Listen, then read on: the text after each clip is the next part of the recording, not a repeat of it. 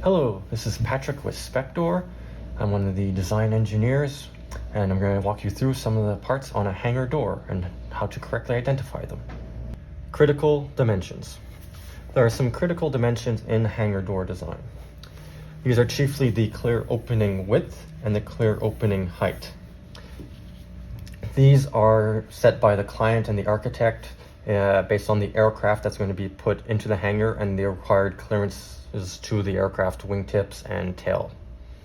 The door also requires a certain amount of side room. This is the space beside the opening into which the door sections will stack when open. This area is called the door pocket. There's also an inside-outside dimension of this door. So how far it takes, how much space is needed from outside face of the door to the inside face of the door is the door depth. Headroom is the space required above the clear opening, but below the building attachment points for the door. This has been Patrick for Spec-Dor. Thanks for listening to our video. If you have any questions, please contact us with the link in the description below.